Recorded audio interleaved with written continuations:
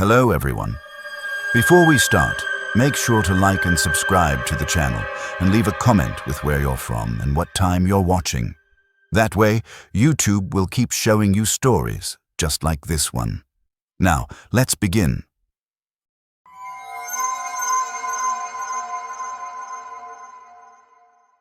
I took a job as a property caretaker in the mountains of northern Montana, about 40 miles from the Canadian border. The pay was decent, and honestly, I needed the isolation. My divorce had just finalized, and the idea of spending 3 months alone in the wilderness sounded like exactly what I needed to clear my head. The property consisted of 8 vacation cabins scattered across a forested valley. My job was simple. Check each cabin twice a week, make sure the heating systems were functional, clear snow from the roofs, and report any damage. I stayed in the largest cabin, which sat at the center of the property and had been converted into a year-round residence. For the first 3 weeks, everything was peaceful. I'd wake up around 8, make coffee, and spend the morning doing maintenance work. In the afternoons, I'd hike to each cabin, do my checks, and return before dark. The routine was meditative, almost therapeutic. Then I started noticing the tracks. They appeared outside cabin 5 first, a small A-frame structure at the northern edge of the property. The prints looked human, but wrong somehow. They were barefoot impressions in snow that was easily 10 degrees below freezing. The stride was too long, and the prints themselves were too deep, like whoever made them weighed significantly more than their foot size suggested. I followed the tracks for about 50 yards before they simply vanished at the tree line. Not faded, not covered by falling snow, just gone. I told myself it was probably some hiker who'd gotten disoriented, though I couldn't imagine why anyone would be out here without proper footwear. 2 days later, I found the same tracks circling cabin 3. This time they made a complete loop around the structure, passing by each window before disappearing into the woods again. I checked inside the cabin thoroughly. Nothing was disturbed, but I couldn't shake the feeling that something was off. That night, I heard scratching on my cabin's exterior walls. It started around midnight, a slow, deliberate sound like fingernails dragging across wood.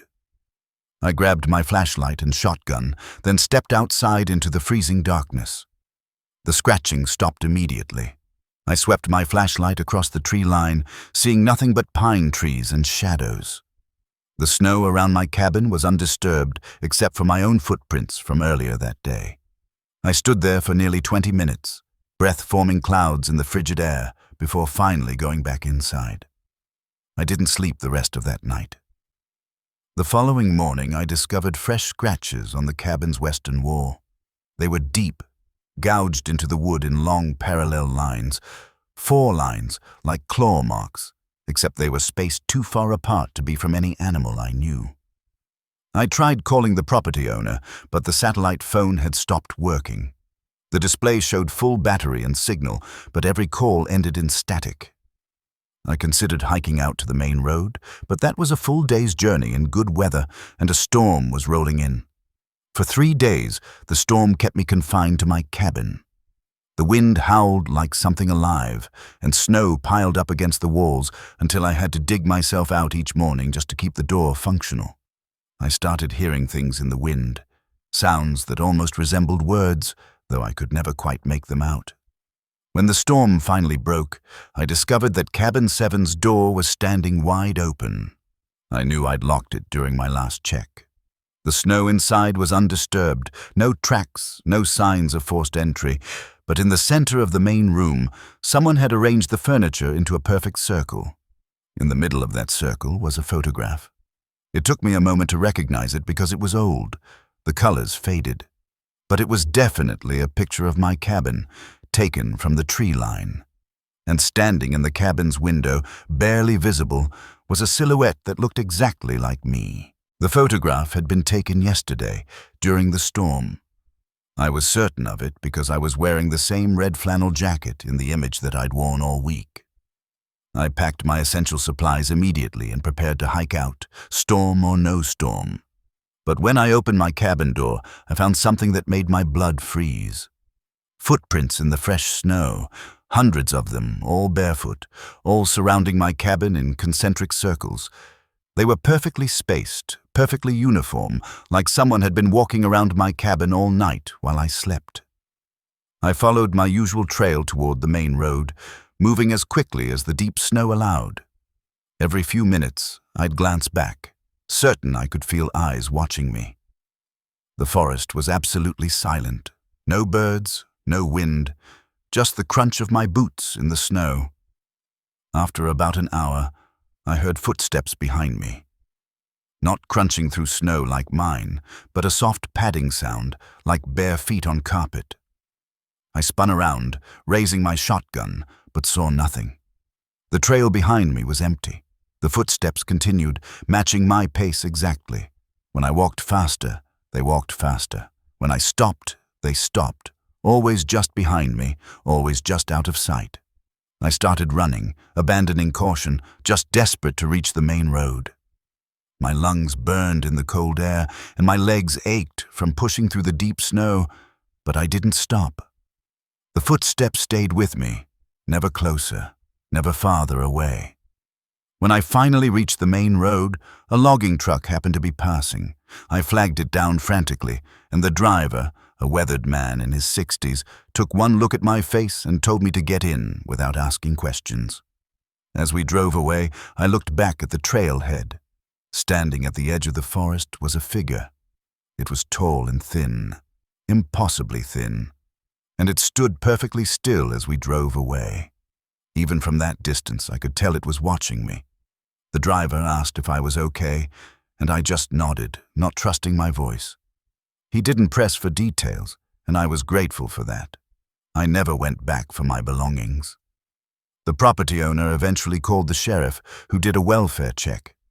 They found my cabin exactly as I'd left it, except for one thing.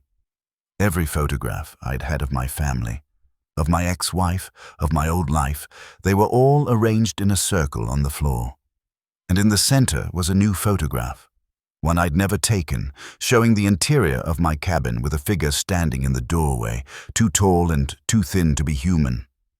I live in Denver now, in an apartment building surrounded by people. I keep my curtains closed at night, and I never, ever go hiking alone. Sometimes, late at night, I still hear that soft padding sound, like bare feet on carpet, just outside my door.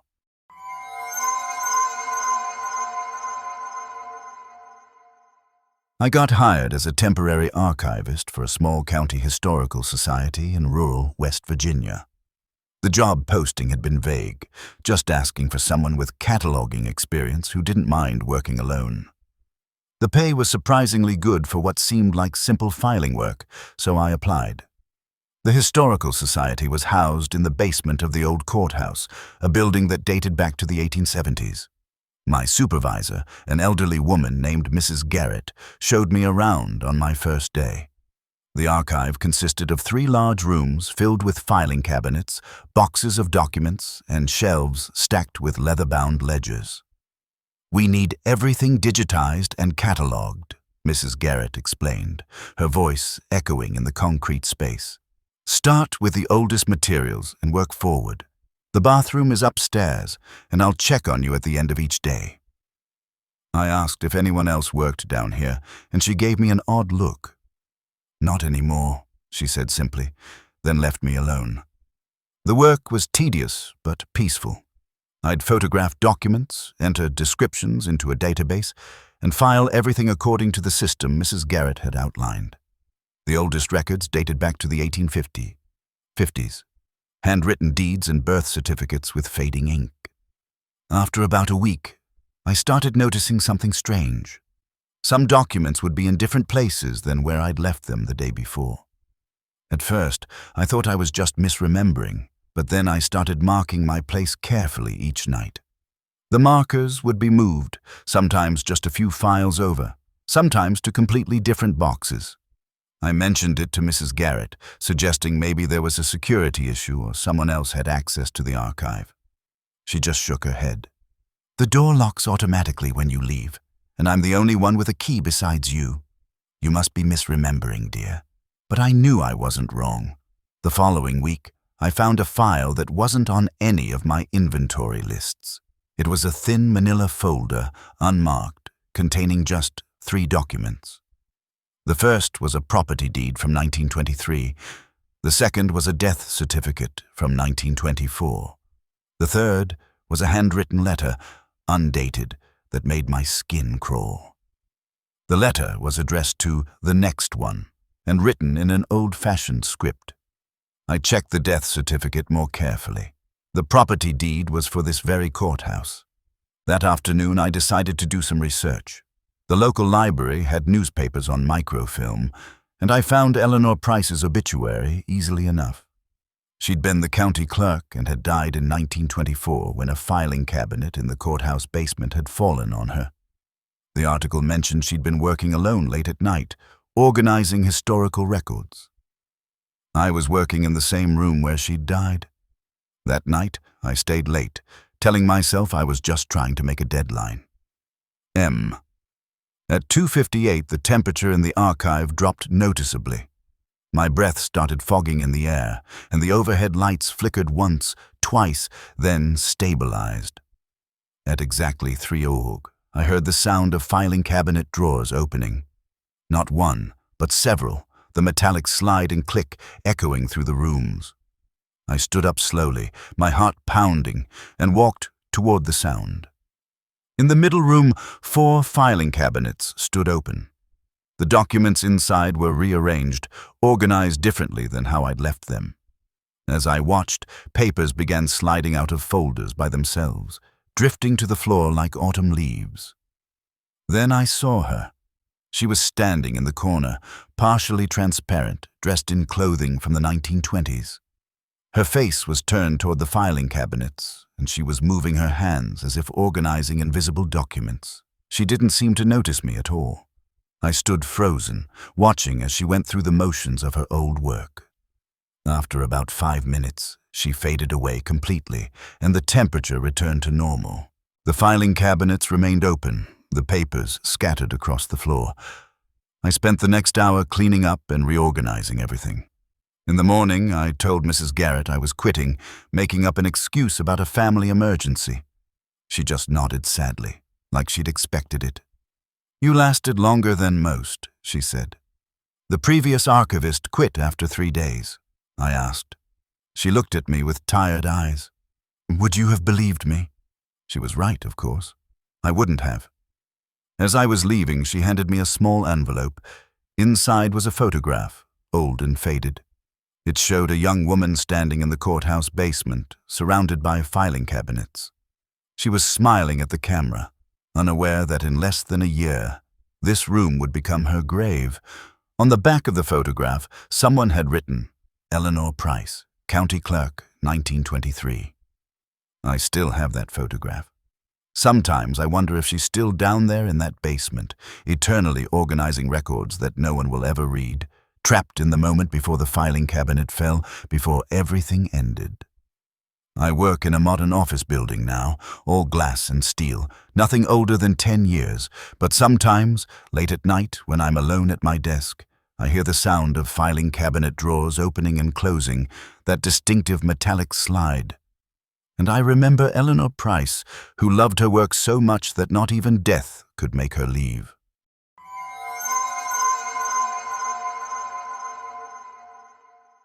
I'm a wildlife researcher studying deer migration patterns in the Ozark Mountains. Part of my job involves maintaining a network of trail cameras throughout a 50-square-mile area of national forest. These cameras are motion-activated and take photos whenever something passes by, giving us data on animal movements and population numbers. I'd been working this particular area for 3 years without incident. Then, last November, one of my cameras started capturing something I couldn't explain. Camera 12 was positioned along a game trail about 6 miles from the nearest road. I checked it every 2 weeks, downloading the photos and replacing the batteries. The camera had been in the same location for 8 months, consistently capturing images of deer, the occasional black bear, and various smaller animals. When I checked it in mid-November, something was different, Mixed in with the normal wildlife photos were images of a person, or at least something that looked like a person from a distance. The first photo showed a figure standing motionless on the trail, about 30 feet from the camera. M. The timestamp placed it 3 nights earlier.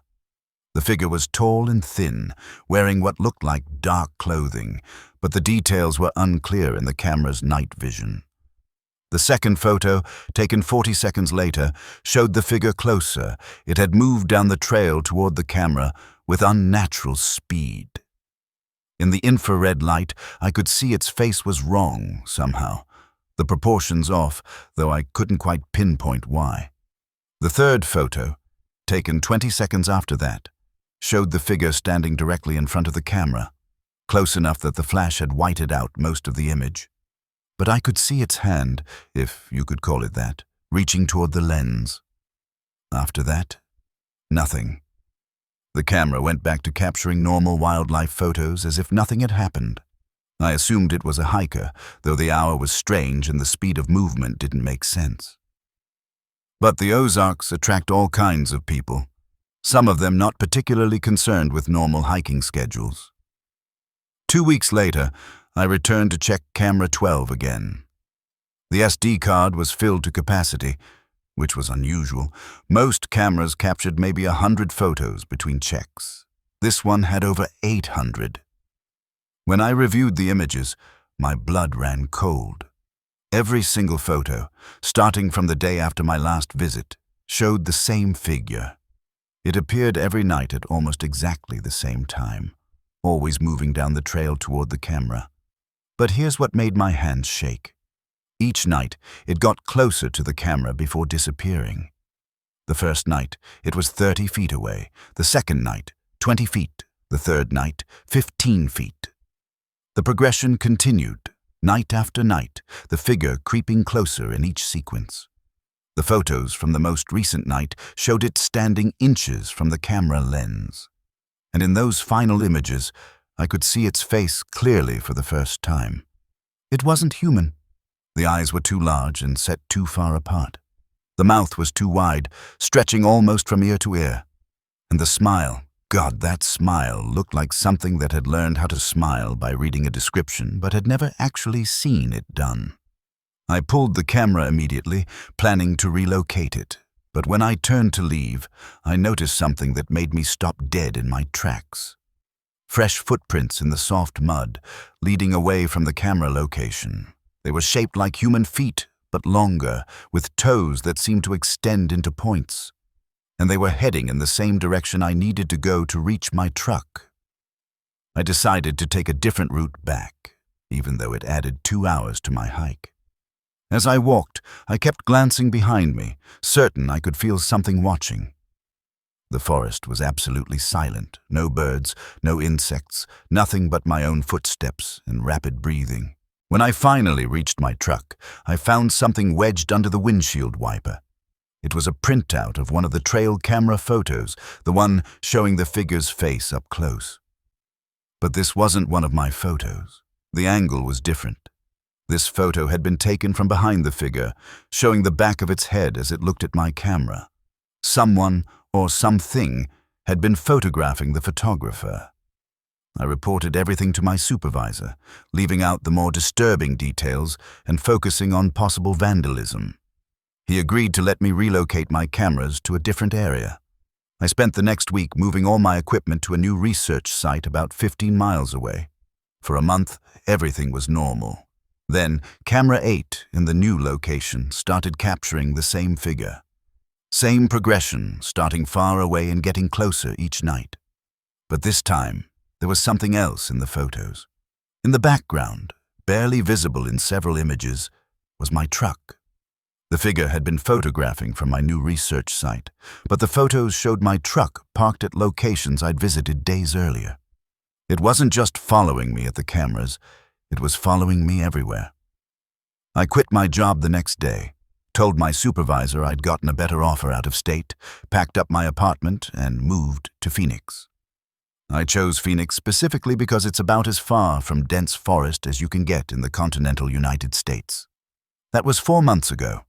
I work in an office now, doing data analysis for an environmental consulting firm. Nothing requiring field work. Nothing that takes me away from populated areas. Last week, I received a package at my new apartment. No return address, just my name and current address written in block letters. Inside was a SD card. I knew I shouldn't look at it. I knew nothing good would come from plugging it into my computer, but I did anyway, because I had to know. The card contained a single photo, time-stamped from 2 days earlier. It showed the entrance to my apartment building, taken at night from across the street, and standing in the shadow of a doorway, almost invisible in the darkness, was a tall, thin figure with 2 large eyes and a too wide smile. I moved again the next day. I'm not saying where, but I'm starting to think it doesn't matter. It found me in the Ozarks, found me in Phoenix, and I'm sure it will find me again. I don't know what it wants. I don't know what it is. All I know is that somewhere out there it's watching, waiting, getting a little bit closer each time. And one day, the distance between us will finally reach 0.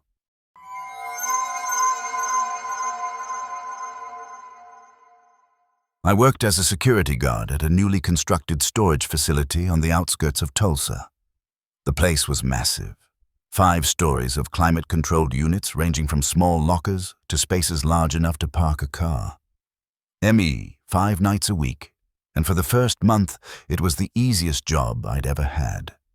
The facility was so new that it was only about 30% occupied.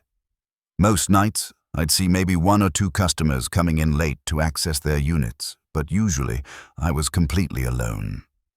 I'd make my rounds every hour, check the security monitors, and spend the rest of the time reading or watching shows on my phone. The building had good lighting, clean hallways, and a modern security system. Nothing creepy about it at all. Just a new building with that fresh paint smell and pristine white walls. Then Unit 41 got rented. I was working the night shift when the rental came through the system, which struck me as odd, since the rental office closed at 6. But the system allowed online rentals, so I didn't think much of it. Unit 441 was on the 4th floor, in the back corner of the building. It was one of the larger units, a 10 by 20 space that rented for a premium because of its size and location away from the elevator noise. 2 nights after it was rented, I saw someone accessing it during my rounds. I was on the 3rd floor when I heard the elevator arrive on the 4th, which was later than most people came by. I headed up to the 4th floor, planning to just nod hello to whoever it was. The elevator doors were closed when I arrived, and the hallway was empty, but as I walked toward the back corner, I heard sounds coming from Unit 441. Not normal storage sounds like boxes being moved or tape being pulled. These were different.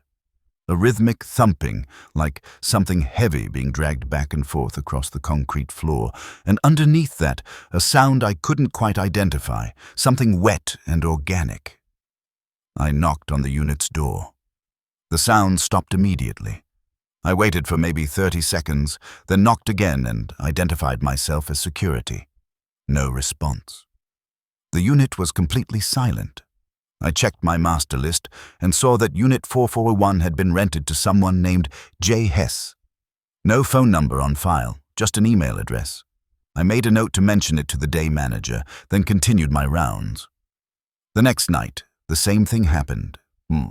Sounds from Unit 441. Silence when I knocked. This time I used my security override to check inside the unit. It was empty, completely empty. No boxes, no furniture, nothing but bare concrete walls and floor. But the air inside smelled wrong, like copper and something else I couldn't place. Something spoiled. I checked the access logs. According to the system, no one had entered Unit 441 that night. But I'd heard someone in there. I was certain of it. I started paying closer attention after that. The elevator would arrive on the 4th floor. Every night, I'd hear those sounds from Unit 41, and every time I checked, the unit would be empty and the access logs would show no entry. A week later, I decided to watch from the 3rd floor stairwell, where I could see the elevator doors without being visible. I positioned myself and waited. The elevator arrived. The doors opened, but nothing came out. The elevator just sat there, doors open, empty. But I could hear footsteps in the hallway above me, heading toward Unit 401. I climbed the stairs quietly and peered around the corner. The hallway was empty, but the door to Unit 41 was standing open. The sounds were coming from inside, louder now, that dragging thumping and the wet, organic noise that made my skin crawl. I pulled out my phone and called the police, whispering my location and situation. While I was on the phone, the sound stopped. The door to Unit 441 swung shut with a soft click. The police arrived 15 minutes later. We checked Unit 441 together, along with every other unit on the floor. Everything was empty and locked. The officers suggested it might be sounds traveling through the ventilation system or maybe an animal that had gotten into the walls, but I knew better. I knew what I'd heard. I requested a schedule change, moving to the day shift. My request was denied. They needed someone experienced on nights, and I was the most senior night guard. Every night by someone or something that didn't show up on cameras or access logs. Then I made a mistake. I got curious. One night, instead of running away or calling the police, I walked straight into Unit 401 while the sounds were happening. I used my override key, pushed the door open, and stepped inside. The unit was empty, just like always. But the sounds didn't stop this time. They were all around me, above me, coming from the walls themselves, that dragging sound, that wet organic sound, so loud I had to cover my ears, and then I saw it.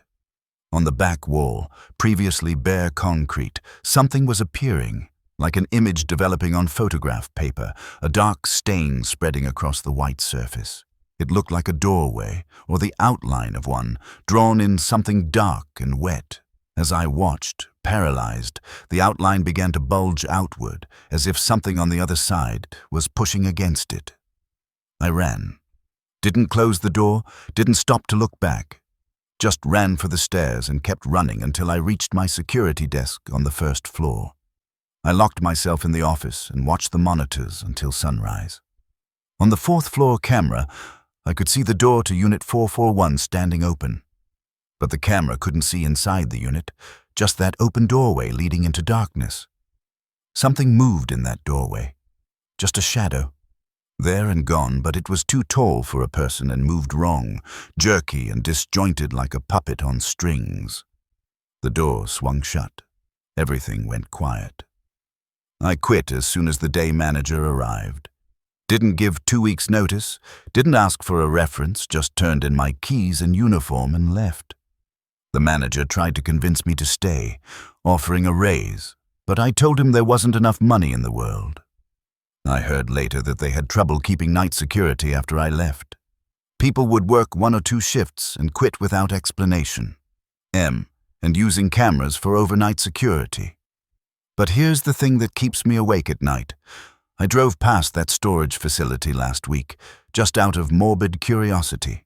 It was nearly midnight, and the building was dark and locked like it should be. Except for one window on the 4th floor, in the back corner, where Unit 41 would be. That window was lit from inside with a soft, pulsing glow, and in that light I could see a silhouette pressed against the glass. It was tall and thin and wrong, and it was looking down at the street. It was looking directly at my car. I haven't driven past there again. I take the long way home now, even though it adds 20 minutes to my commute, because I know that if I go back, if I look up at that window again, I might see something looking back that knows my face, knows my car, knows where I live. Some doors, once opened, can never be fully closed.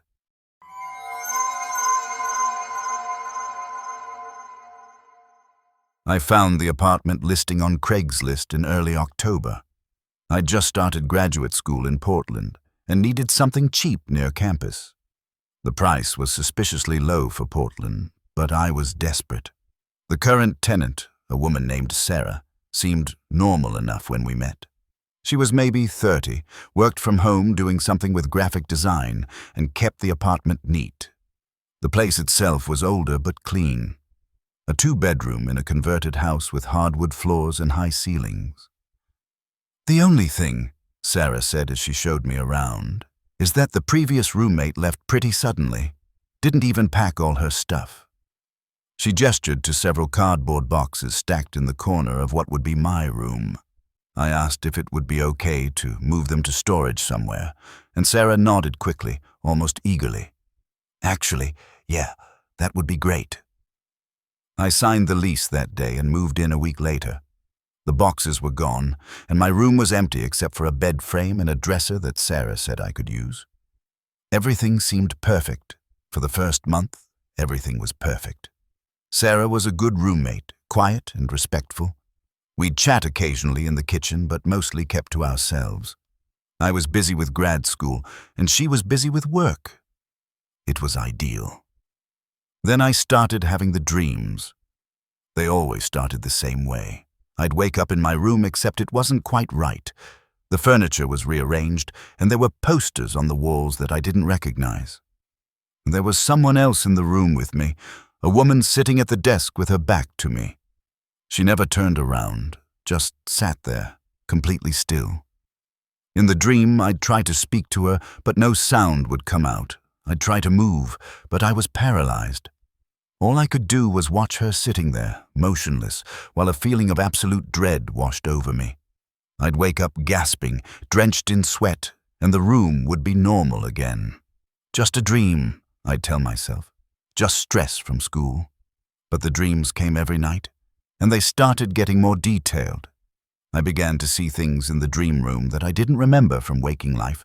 A crack in the wall near the window, a water stain on the ceiling, scratches on the floor near the closet.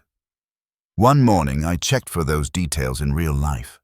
They were all there. The crack, the stain, the scratches, everything I'd seen in my dreams was real. I asked Sarah about the previous roommate, trying to sound casual. "Hey, what happened with the last person who lived here?" Sarah's face went pale. She was quiet for a long moment before answering. She had an accident in her room. I wasn't home when it happened, but the police said it looked like she fell and hit her head on the dresser. Jesus, that's awful. Sarah looked away. That's why I boxed up her stuff. That night, the dream changed. The woman at the desk finally turned around, and I saw her face.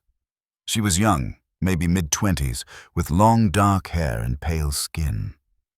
Her eyes were wrong, though, too wide and staring, and there was blood running down from a wound on her temple. She looked directly at me and mouthed something. I woke up screaming. Sarah came running to check on me, and I told her I just had a nightmare, but I couldn't shake those words from my mind. He pushed me. I started doing research. The previous roommate's name had been Emily Carson, and I found her obituary online. Survived by her parents, no mention of how she died. I found her Facebook page too, though it hadn't been updated since her death. Her last post was from 3 days before she died. It was a single sentence. "If anything happens to me, check my diary." I approached Sarah the next day, trying to figure out how to ask if she'd found a diary among Emily's belongings. Before I could say anything, Sarah spoke first. "I know you've been having nightmares. Emily had them too." Sarah wouldn't meet my eyes. She said she kept dreaming about the roommate before her, a guy named Marcus who'd fallen down the stairs and broken his neck. My blood ran cold. She said it too quickly, like she'd been preparing the answer. Marcus and Emily. But I didn't believe her. That night, I searched public records and found 3 more names. 3 other people who'd lived in this apartment over the past 10 years, all of whom had died from accidents within 6 months of moving in. I confronted Sarah the next morning with the records. She just stared at the papers, tears streaming down her face. "I can't leave," she whispered. "I tried once, made it all the way to Seattle, but I had to come back. The house won't let me leave," she trailed off, looking at me with hollow eyes. "You need to stop asking questions. Stop digging." Maybe. But she just walked into her room and closed the door. That night, the dream came again. Emily turned to face me, and this time I could hear her voice. "It's not Sarah," she said. Sarah died 2 years ago. I woke up and immediately grabbed my phone, searching for Sarah's full name in the records. I found it. Sarah Winters, age 31, died in a house fire in this very building 3 years ago.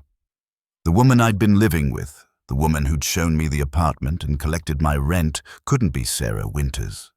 But if she wasn't Sarah, who was she? I packed a bag and tried to leave immediately.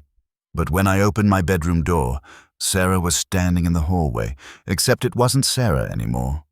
Her face was wrong, shifting and changing, and her eyes were completely black. "You should have stopped asking questions," she said in a voice that wasn't quite human. I slammed the door and locked it, then opened my window.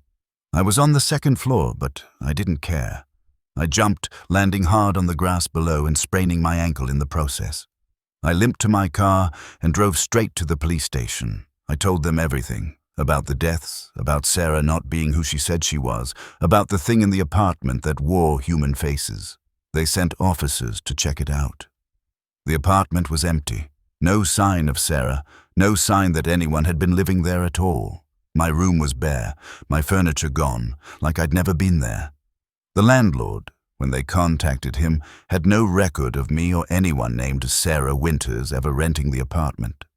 According to his records, the unit had been vacant for 3 years, ever since the fire. I'm staying with friends now, trying to figure out what happened. I still have my keys to that apartment, and sometimes, late at night, I think about going back, about finding out what's really in that basement, what Emily wanted me to see. But I know better.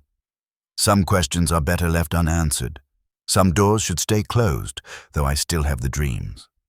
Emily still visits me, along with Marcus and the 3 others whose names I found in the records.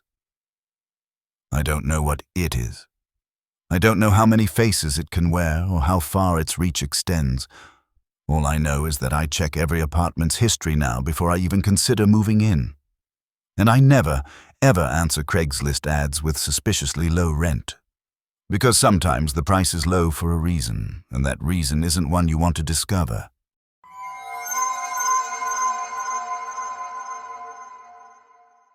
I was driving from Chicago to Denver, a straight shot through Nebraska on I-80. It was February, and I'd been on the road for about 8 hours when a massive snowstorm rolled in out of nowhere. Visibility dropped to almost nothing, and the highway was quickly becoming undrivable. I took the next exit, which led to a small town I'd never heard of, the kind of place that barely qualified as a town at all, just a few buildings clustered around a single stoplight. The snow was coming down so hard, I could barely see the road in front of me. The only lit building was a motel, a single-story structure with about 15 rooms. The neon sign said vacancy in flickering blue letters. I parked and ran inside, grateful to be out of the storm. The lobby was small and overheated, with wood-paneled walls and carpet that looked like it hadn't been replaced since the 70s. Behind the desk sat an older man, maybe 65, watching a small TV with the volume turned low. He asked without looking up. "Yeah, just for the night." He nodded slowly, still not making eye contact, and slid a registration card across the desk. $50, cash only. I paid and took the key, an actual metal key attached to a green plastic tag. No credit cards, no ID check, no small talk. Fine by me. I just wanted to sleep. Room 7 was at the end of the row, farthest from the office. The room was exactly what I expected. Old, but clean, with a bed, a TV, a small bathroom, and that same wood paneling from the lobby. The heating unit under the window rattled and wheezed, but produced warm air. I was exhausted, so I kicked off my shoes and lay down without even turning on the TV. Through the thin walls, I could hear muffled sounds from the next room. Room 6. Footsteps, drawers opening and closing, normal motel sounds. I was almost asleep when I heard the voice. It was coming from room 6. A woman's voice, speaking in a low, urgent tone. I couldn't make out the words, but there was something desperate in the cadence. Then I heard a man's voice, loud and angry, followed by a sharp sound like a hand hitting flesh. I sat up, suddenly wide awake. The woman cried out, and there was the sound of furniture scraping across the floor. I grabbed my phone to call the police, but had no signal. Of course not, in the middle of nowhere during a blizzard. I put my ear against the wall connecting my room to room 6. The argument was escalating, the man's voice getting louder, the woman pleading. Then I heard it, a single gunshot. Everything went silent. I rushed out of my room, intending to pound on room 6's door to check if the woman was okay. But when I got outside, I stopped dead. There was no room 6. My room, room 7, was at the end of the building. Next to my door was just a blank wall. No door, no window, no number. The room I'd heard everything from didn't exist. I stood there in the falling snow, staring at that wall, trying to make sense of what I'd just heard. Then I noticed something else. My car was the only vehicle in the parking lot. Not a single other car, despite the storm, despite this being the only lit motel for miles. I went back to the office. The old man was still at the desk, still watching TV. "Excuse me, I think I heard something in the room next to mine. Room 6. He looked up at me for the first time, and his eyes were completely black. Not just dark, but black like pools of ink. "There is no room 6, he said in a voice that didn't match his face, too deep and resonant. I backed toward the door, never taking my eyes off him. His face was emotionless, but his black eyes followed my movement. "I need to leave," I said. "Can't leave in this storm." I ran to my car, fumbling with the keys in my panic. The engine started, and I backed out quickly, almost sliding off the icy lot. As I pulled away, I looked in my rearview mirror. The motel was dark. Every light was off, including the neon vacancy sign. And standing in the parking lot where I'd just been was a figure in a nightgown, her face pale and bloodied, watching my car disappear into the storm. I drove through that blizzard for 3 hours, barely able to see the road, until I finally reached a larger town with a normal hotel. A place with other guests, with lights on, with people who had normal colored eyes. The next morning, when the storm had passed, I looked up the town where I'd stopped. According to the map, there was no town at that exit. The exit itself didn't exist on any official highway map I could find. But I have the receipt. $50 for room 7 at a motel with no name, paid in cash on February 14th. The paper is yellowed and brittle, like it's decades old instead of just days, and sometimes, late at night, I still hear them. The woman's desperate voice, the man's angry shouts, the sound of that gunshot. It echoes in my head, reminding me of the room that doesn't exist in the motel that isn't there. I drive that stretch of I-80 sometimes for work, but I never take that exit again. Even when I can see it, clear as day on the road signs, I keep driving. Because I know that some places exist in the spaces between, and some rooms hold horrors that repeat forever. And I never, ever stop at motels that have no other cars in their parking lots, no matter how bad the weather gets.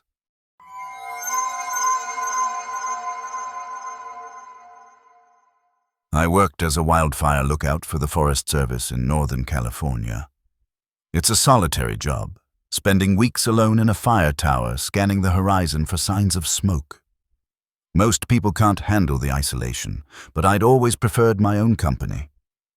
My tower was in the Shasta Trinity National Forest, accessible only by a winding trail that took 3 hours to hike. The Forest Service flew in supplies every 2 weeks, but otherwise, I was completely alone.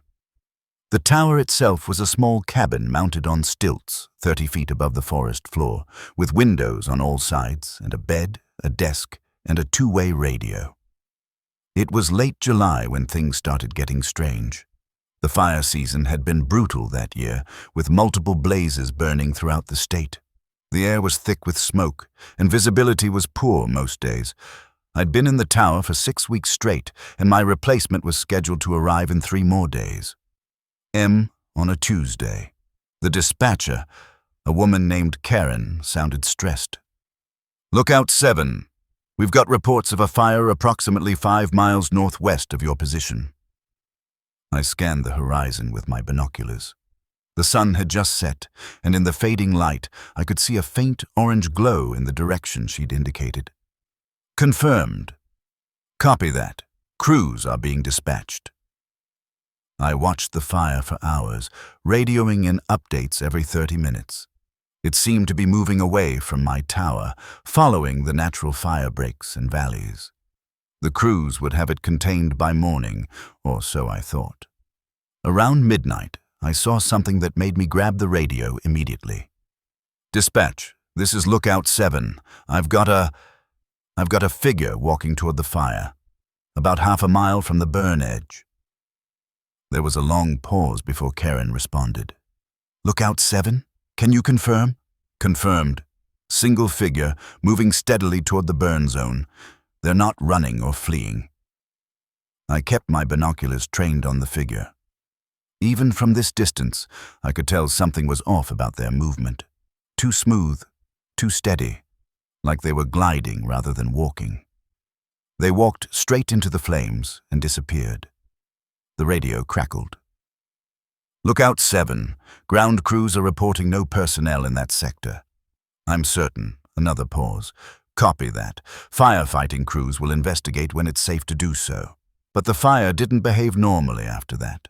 Instead of following the natural patterns, pushed by wind and geography, it changed direction abruptly. It started moving uphill, against the wind, directly toward my tower. I radioed it in immediately. Dispatch, fire has changed direction, now moving southeast toward my position. Copy. I did quick calculations based on its current speed. At this rate, maybe 4 hours, but Karen, fires don't move uphill against the wind like this. Understood. Evacuation crew is being dispatched. ETA 90 minutes. I started packing, but I kept watching the fire. And that's when I saw them. Not one figure now, but dozens. They were walking out of the forest toward the flames, emerging from the darkness in a steady stream. Men, women, even children, all moving with that same unnaturally smooth gait. They walked into the fire and disappeared, and each time one did, the flames grew larger and moved faster toward my tower. I grabbed the radio again. Dispatch, I'm seeing multiple figures walking into the fire. Dozens of them. I think the radio was silent for a long moment. Then Karen's voice came back, but she sounded different, frightened. Lookout 7. That tower has been the site of 13 previous evacuations over the last 30 years. Each time, the lookout reported seeing figures walking into fires that moved against natural patterns. Each time, the lookout barely escaped. We don't know what you're seeing, but you need to get out now. What are you talking about? We thought it was mass hysteria, isolation-induced hallucinations, but the fires were real. The pattern is real. Get out now. I grabbed my pack and started down the tower ladder. The fire was close now, maybe a mile away, and I could hear it roaring like a living thing. The air was scorching hot, and ash was falling like snow. When I reached the ground, I saw them. The figures were surrounding the tower now, forming a circle. They were closer than they'd been before, and I could see them clearly in the firelight. They had no faces. Where their faces should have been were just smooth expanses of skin like mannequins. But they were all turned toward me, toward the tower, as if they could see despite having no eyes. I ran. I crashed through the underbrush, following the eastern trail by the light of my headlamp and the growing fire behind me. Branches whipped at my face, and I stumbled over roots and rocks, but I didn't stop. Behind me, I could hear them following. Not running, but walking with that same steady, smooth gait. They didn't need to hurry. The fire was doing their work, spreading impossibly fast, cutting off escape routes. I ran for what felt like hours, though it was probably only 30 minutes. My lungs burned, and my legs felt like rubber. Just when I thought I couldn't go any further, I burst out of the trees onto a logging road. The evacuation crew's truck was there, and they hauled me into the vehicle and sped away. I looked back once as we drove away. The tower was engulfed in flames, a column of fire reaching toward the sky. And at the base of that column, I could see them, dozens of faceless figures standing in a circle, motionless, as the fire consumed everything. The fire burned for 3 more days before crews got it contained. When it was finally out, they investigated the tower site. Nothing remained, just ash and twisted metal. But they found something else. Buried in the ash were bones. Dozens of skeletons, arranged in a perfect circle around where the tower had stood. The forensics team estimated they'd been there for at least a century, possibly longer. No one could explain how old bones had ended up on the surface after the fire, not buried underground. No one could explain the perfect circle formation. I quit the Forest Service the next week. Took a job in data entry in Sacramento, as far from the forest as I could get while staying in California. I work in an office building now, with fluorescent lights and climate control and other people around me every second of the day. But sometimes, on hot summer nights when the air smells like smoke, I dream about those faceless figures.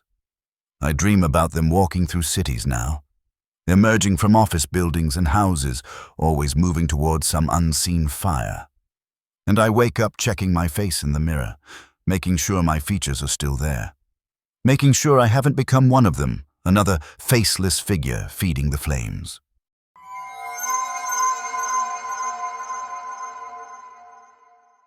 I found the apartment on a housing website for students. I was starting my first year at a university in Boston and needed something affordable within walking distance of campus. The listing was perfect, furnished studio basement apartment, all utilities included, $500 a month. The landlord, an older woman named Mrs. Chen, showed me the apartment on a humid August afternoon. We entered through a separate door on the side of her house, descending a narrow staircase to the basement level. The apartment was small but clean, with a main room containing a bed, desk, and kitchenette, plus a tiny bathroom. The previous tenant was a student like yourself, Mrs. Chen explained. She graduated and moved back to California last month. Very quiet, very clean. I assured her I would be and signed the lease that day. I moved in a week later, just before the semester started. Everything seemed perfect. The apartment was cool in the summer heat, quiet, and exactly what I needed. For the first month, I loved living there. I was close to campus, the rent was cheap, and I could study in peace. Mrs. Chen was polite but kept her distance, which suited me fine. Then I started hearing the sounds. It started with footsteps above me late at night. Heavy, deliberate steps, pacing back and forth directly above my bed. At first, I assumed it was Mrs. M, walking laps through her house. After a week of this, I mentioned it to her casually while paying rent. "I hope I'm not keeping you awake at night." She gave me a strange look. "That's impossible, dear. My bedroom is on the 2nd floor, and I'm always in bed by 9. The room above yours is locked." That night, I lay awake listening to the footsteps, back and forth, heavy and rhythmic. I grabbed my phone and recorded the sound, just to prove I wasn't imagining it. The next morning, I played the recording back. It was clear as day. Footsteps, pacing, the occasional creak of floorboards. I sent it to Mrs. Chen with a polite message asking if she'd had any problems with the house settling or animals in the walls. She didn't respond for 2 days. When she finally did, she asked if we could meet in person. She came down to my apartment that evening, and I could tell immediately that something was wrong. She looked pale and anxious, and she kept glancing at the ceiling. "I need to tell you something about this apartment," she said finally. I waited, feeling a knot form in my stomach. Her name was Rachel. She was a junior, studying psychology. Very nice girl, very quiet. She lived here for almost a year with no problems. Then, last March, she started acting strange. She told me she was hearing things, seeing things. Was she okay? Mrs. Chen's eyes filled with tears. She killed herself. Right here, in this room. I found her a week after she'd done it. I looked up instinctively. There was a pipe running across the ceiling, painted white to match the rest of the room. I was trying to keep my voice calm, but I was furious and terrified. The law doesn't require disclosure of suicides in Massachusetts if it happened more than 3 years ago. And it had been. She trailed off, unable to finish. She nodded miserably. I'm sorry. I can let you out of the lease if you want. I should have taken her up on that offer. I should have packed my bags that night and moved out. But I was broke, and finding another affordable place near campus in September was nearly impossible. So I stayed. The footsteps continued every night, but I tried to ignore them. I bought noise-canceling headphones and played white noise while I slept. I told myself it was just the house settling, just pipes expanding and contracting, just my imagination working overtime because of what Mrs. Chen had told me. Then things started moving. I'd put my keys on the desk before bed and find them on the kitchen counter in the morning. I'd leave books stacked neatly and find them scattered across the floor. Small things at first, easy to rationalize. I was stressed, distracted, probably moving things myself without noticing. But then it got worse. I woke up one night to find every single item in my apartment had been moved to the center of the room. My bed, my desk, my clothes, even the mini fridge from the kitchenette. Everything was piled in the middle of the floor, leaving the edges of the room completely bare. It had taken me hours to arrange my furniture when I moved in. There was no way I could have done this in my sleep. No way this could have been an accident. I grabbed my phone and ran upstairs, pounding on Mrs. Chen's door. She answered in her bathrobe, looking terrified when she saw my face. I demanded, "No, of course not." I showed her photos of the room on my phone. She went pale. "This happened to Rachel too," she whispered. Right before the end. She told me things were moving on their own. Who? Mrs. Chen shook her head. She didn't know. Look up.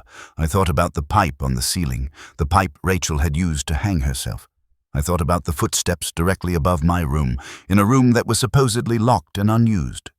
Mrs. She hesitated, then nodded slowly. All right. We went upstairs, and she led me to a door at the end of the hallway. It was locked with a padlock, which she opened with shaking hands. When she pushed the door open, the smell hit me immediately. Stale air, dust, and something else. Something organic and rotten. The room was almost empty. Just bare floorboards, peeling wallpaper, and a single chair positioned directly above where my bed would be downstairs. I moved out that night. Didn't even pack properly. Just threw everything in garbage bags and hauled it up to my car. Mrs. Chen didn't try to stop me. She just stood in her doorway, crying as I loaded my car. I should have told you, she kept saying. I didn't respond. I just drove away and never looked back. I ended up sleeping on a friend's couch for a month until I found a new place. It was more expensive and farther from campus, but it was on the 3rd floor of a modern building with thin walls and noisy neighbors. I could hear every footstep, every conversation, every sound of normal life happening around me. And that was exactly what I needed. I never found out who wrote those words on the wall or why they were there. I never found out if Rachel really killed herself or if something else happened to her in that basement apartment. I didn't want to know. But sometimes, late at night when I'm alone in my new apartment, I still hear them. Those heavy, deliberate footsteps pacing back and forth above my head. And I wonder if maybe she is. Maybe Rachel never left that basement apartment. Maybe she's still there, pacing back and forth, trying to warn the next tenant about whatever drove her to tie that rope around the ceiling pipe. Or maybe, something worse, maybe she's trying to find a way out.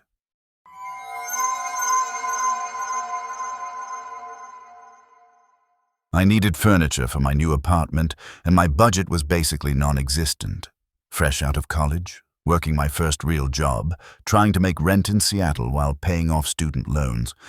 So when I saw a Craigslist ad for a free couch, in good condition, delivery included, I jumped on it. The ad was straightforward. Moving out of state, need to get rid of furniture fast. Couch is in excellent condition, no stains, no tears. I emailed the seller, a guy named Mark, and we arranged for delivery the following Saturday. He showed up right on time with a friend, driving a U-Haul truck. The couch was exactly as advertised, a nice 3-seater in dark blue fabric, clean and barely worn. I asked as they carried it up to my second-floor apartment. Mark just shook his head. "Nah, man, just need it gone." There was something off about how he said it, almost relieved, but I didn't think much of it at the time. Free furniture was free furniture. They set the couch up in my living room, and Mark left quickly, barely even accepting my thanks. His friend didn't say a single word the entire time, just kept his eyes down and hurried out as soon as they were done. The first night, I sat on the couch to watch TV and immediately felt uncomfortable. Not physically uncomfortable, the couch itself was fine. But there was something about sitting there that made my skin crawl. I felt watched, though I was alone in my apartment with the curtains closed. I ended up moving to my bedroom to finish the show, telling myself I was just being paranoid. The next morning, I found scratches on the wall behind the couch. 3 long, deep gouges in the drywall, running parallel from ceiling to floor. They definitely hadn't been there when I moved in, and the couch was pushed up against the wall so I couldn't have accidentally made them while arranging furniture. I pulled the couch away from the wall to inspect the damage and found something wedged between the cushions. It was a small notebook, the kind with a hard cover and elastic band. Inside were handwritten entries, dated over the course of several months. The first entry was from a year ago. "Got the couch today from a guy on Craigslist. What a steal." The entries continued, cheerful at first, talking about decorating the apartment, having friends over, normal stuff. Then, about a month in, the tone changed. "Keep having weird dreams about the couch, that someone's sitting on it even though I'm alone." A week later, "Found scratches on the wall this morning. Did I do that somehow?" The entries became more frequent and more disturbing. Dreams about someone sitting on the couch, always in the same position, never moving. Waking up to find the TV on, showing static, even though it had been off when they went to bed. Objects moving on their own. After that, blank pages. I immediately tried to find more information about Mark, the guy who delivered the couch. I searched the email address he'd used, but it went to a dead end. I searched his name and phone number, and nothing came up, not on social media, not in any public records I could access. It was like he didn't exist. That night, I decided to sleep on the couch. I don't know why, maybe to prove to myself that I was being ridiculous, that it was just a couch and the notebook was probably some creative writing project or a prank. I set up a sleeping bag, turned off the lights, and lay down. According to my phone, the TV was on, showing nothing but static. I definitely hadn't turned it on. I sat up to grab the remote, and that's when I saw her. A woman was sitting on the other end of the couch. She was pale, almost translucent in the flickering light of the TV static.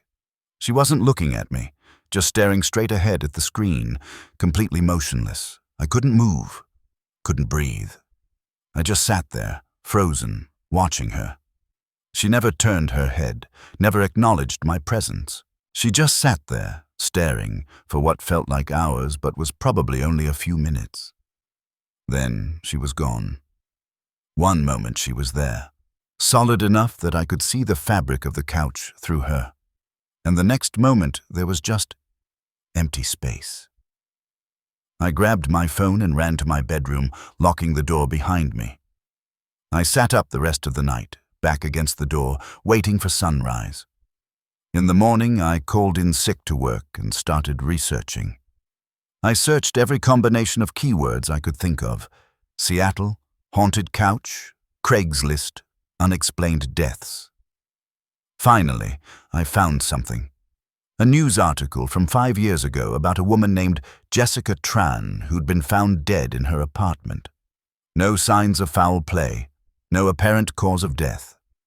She was just sitting on her couch, had been there for several days before anyone found her. The article mentioned that she'd recently acquired furniture from online classifieds. I dug deeper and found more articles, more deaths, going back years. Different people, different apartments, but always the same details. Found dead on a couch they'd gotten for free online. No apparent cause. Dead for days before anyone noticed. 7 deaths over 10 years. All connected to the same piece of furniture. I tried to get rid of it. I posted it on Craigslist myself. Same ad Mark had used, word for word. I got responses within hours, people eager for free furniture. But every time someone came to pick it up, something went wrong. They'd get to my building and suddenly change their minds. They'd forget the address. They'd have car trouble on the way over. The couch didn't want to leave. I tried taking it to the dump myself, but my car wouldn't start. I tried hiring movers, but they didn't show up. I tried dragging it down to the dumpster, but it was too heavy, impossibly heavy for something that Mark and his friend had carried easily. It wasn't about the person leaving the couch. It was about the couch leaving them. I see her every night now, the woman on the couch, always in the same position, always staring at the TV static. Sometimes there are others too. A man in a business suit, a young guy who looks like a college student. They all sit there, motionless, staring at nothing. I tried sleeping in my bedroom with the door locked, but I can still feel them out there. I know they're sitting on that couch, waiting. Last night, I caught myself walking toward the living room in my sleep. I woke up standing in front of the couch with no memory of getting out of bed. One of the figures was gone, and there was an empty space right in the middle. A space just my size. I'm writing this now as a warning. If you see an ad for a free couch in Seattle, in excellent condition, delivery included, don't take it. If someone named Mark contacts you about furniture, block the number. If you find a notebook wedged in couch cushions, burn it and run. Because I think I understand now what's happening. The couch needs someone sitting on it. It needs to be occupied. And when someone tries to get rid of it, when someone tries to give it away, it finds a way to keep them. I've stopped trying to leave my apartment. When I look in the mirror, I'm starting to look pale and translucent like them.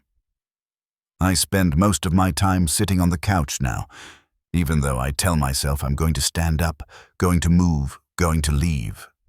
But it's comfortable here, and the TV static has a certain hypnotic quality, and there's plenty of room for one more.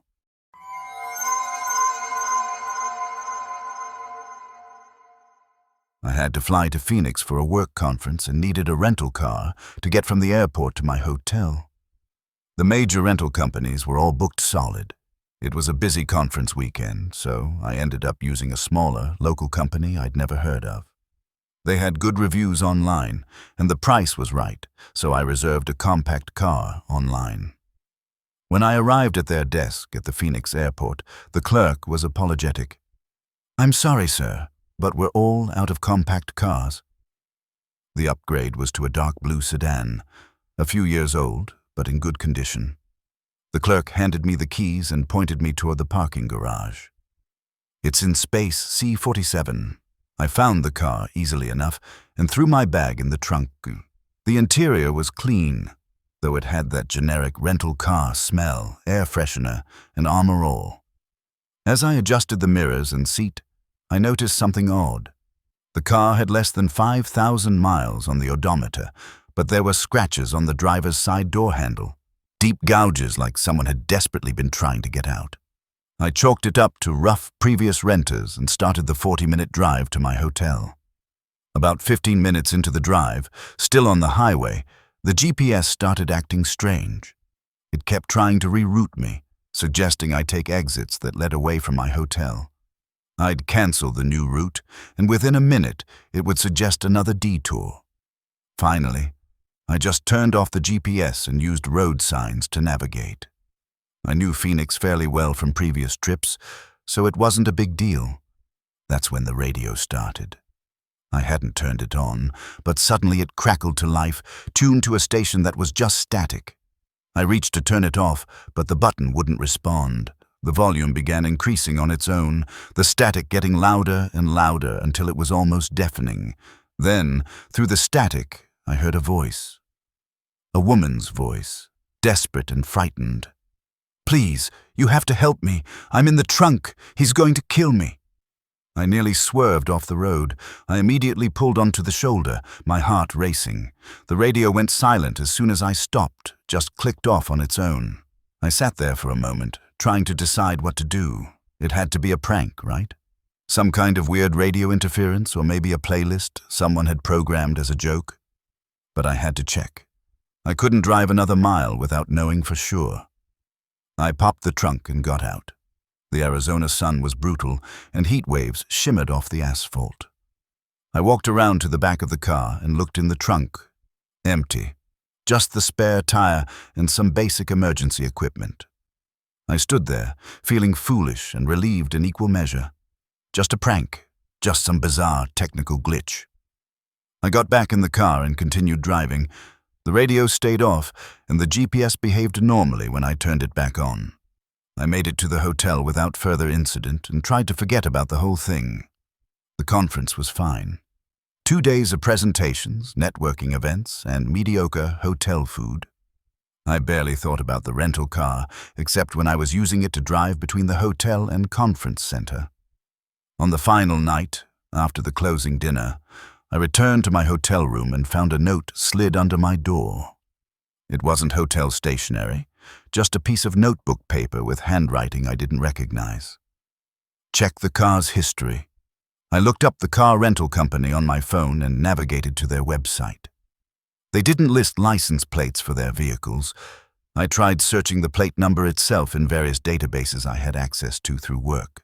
Nothing came up. As far as official records were concerned, that license plate didn't exist. I should have left it alone. I should have finished out the rental, returned the car, and flown home. But I couldn't shake that voice on the radio, the desperation in it, the fear. I went down to the parking garage and looked at the car more carefully. The scratches on the door handle were deeper than I'd initially noticed. In the beam of my phone's flashlight, I could see what looked like dried blood in the grooves. I popped the trunk again and used my flashlight to examine every inch. The carpet lining looked normal at first, but when I pressed on it, I noticed it moved slightly, like it wasn't properly secured. I pulled up the carpet and found a false bottom. Underneath was a space about 6 inches deep, lined with plastic sheeting. The plastic was stained with something dark, and there was a smell that made my stomach turn. In the corner of the hidden compartment was a driver's license. The photo showed a young woman with dark hair and a bright smile. Her name was Rebecca Simmons, and according to the license, she was 26 years old. I immediately called the police. They arrived quickly, and I showed them what I'd found. They searched the car thoroughly and told me not to leave town for a few days.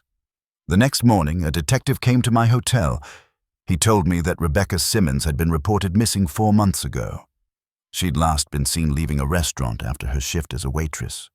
Her car had been found abandoned near the airport, but there had been no other leads. Until now.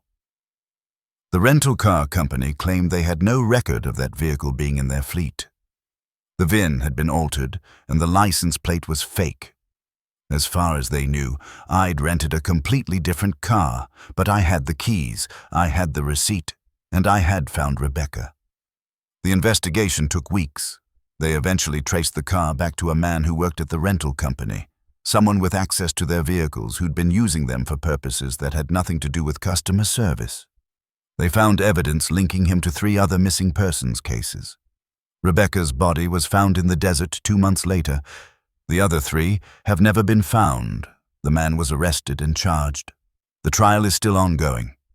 I've had to fly back to Phoenix twice to testify, though I try not to think about those trips. I rent from major companies now, even if it costs more. But here's the thing that keeps me awake at night. I got that note under my door before anyone officially knew about the car's history. Someone knew. Someone was watching. Someone wanted me to find what was hidden in that trunk. I never found out who left the note. The hotel had no security footage of my floor that night. No one saw anything. Sometimes I wonder if it was Rebecca herself, if somehow she was still trying to get someone's attention, still trying to be found. That voice on the radio had been so real, so desperate. Or maybe it was one of the others, the 3 who are still missing. Maybe they're still trying to tell someone where they are. I don't know. All I know is that I found Rebecca, and in some small way, I hope that brought her family peace. But the cost of that discovery, the knowledge of what happened in that car, what I was driving around in for 2 days, sits heavy on my conscience. I still hear her voice sometimes when I'm driving. And I wonder if I helped her enough. I wonder if finding her body was enough. I wonder if the 3 others are still out there somewhere, still waiting for someone to hear their voices through the static. Some say these stories end here, but I still wake up thinking about them. Thanks for listening. If you made it through the darkness, you're braver than most. And remember, sometimes the scariest stories are the ones that could really happen.